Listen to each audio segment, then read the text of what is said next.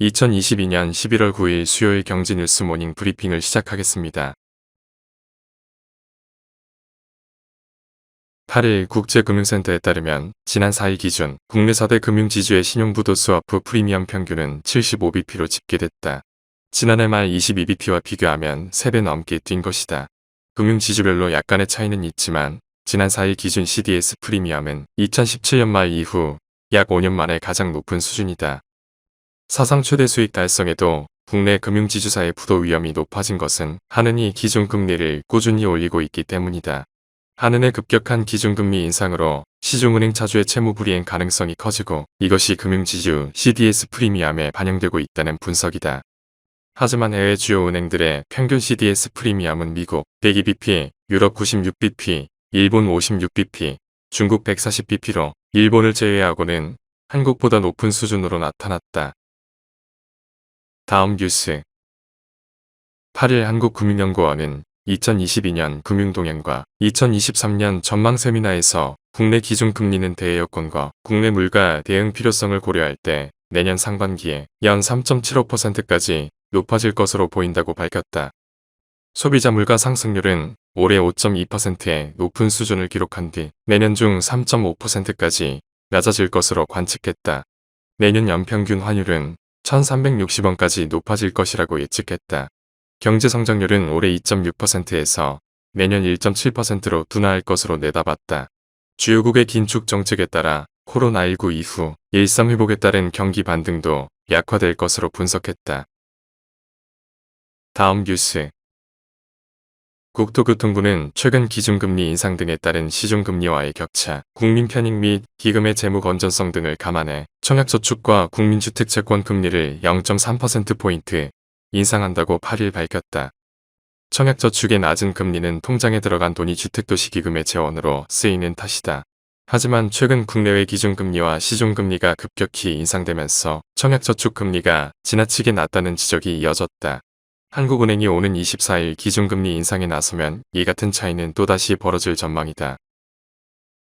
다음 뉴스 8일 법원 경매 전문기업 지지옥션이 발표한 경매 동향 보고서에 따르면 10월 서울 아파트 경매 낙찰률은 17.8%로 나타났다.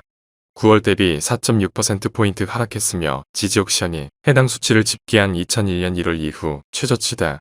실제로 핵심 입지 아파트도 여러 차례 유찰되는 사례도 나오고 있다. 수요가 급감하면서 물건은 점점 쌓이고 있다. 다만 상승기 막바지인 지난해 매수세에 올라탄 소위 연글 쪽의 물건은 아닌 것으로 보인다.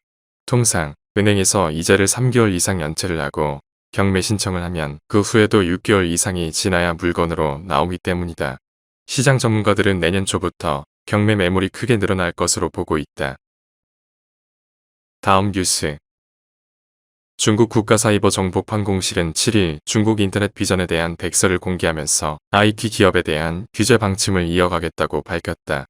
CAC의 정보개발부서 책임자 왕숭은 법에 따라 인터넷 플랫폼 기업의 행동을 매일 감독하고 있으며 만약 거기서 눈에 띄는 혼란이 발생한다면 특별관리 조치를 취할 것이라고 말했다.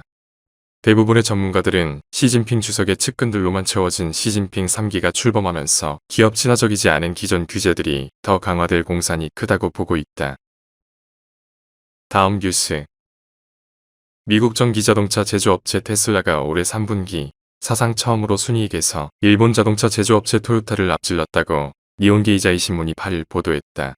또 지난해 같은 기간과 비교하면 토요타의 순이익은 31% 급감한 반면 테슬라는 엔화 환산 기준으로 2.6배 증가했다고 덧붙였다.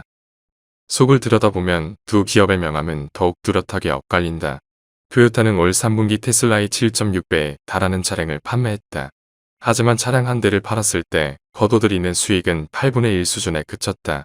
엔화 가치 하락으로 원자재 및 전력 비용 등이 급등한 것이 토요타의 수익성을 악화시킨 주된 원인으로 꼽혔다. 이외에도 러시아 생산 철수에 따른 일회성 비용 969억엔 지출, 양사 경영 방침의 차이 등이 영향을 끼쳤다는 분석이다. 다음 뉴스 농업용 난방유 가격이 2년 전보다 2배 넘게 올랐다. 비닐하우스 한 동에 난방비가 3에서 400만원씩 든다. 난방비 부담을 줄이기 위해 전기로 시설을 바꾸거나 겨울 농사를 포기하는 농가가 속출하고 있다. 더욱이 외국인 근로자 인건비까지 코로나19 이전의 2배에 달하고 있다. 벼랑 끝에 선 시설 농가들은 정부가 겨울철 몇 달만이라도 난방유 가격 상승분을 보전해주는 특별 대책을 세워줄 것을 요구하고 있다.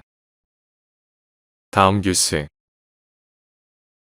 하나은행이 고시한 11월 8일 오후 8시 26분 원달러 환율은 1384원입니다. 시청해주셔서 감사합니다. 더 좋은 영상을 위해 구독, 좋아요 부탁드립니다.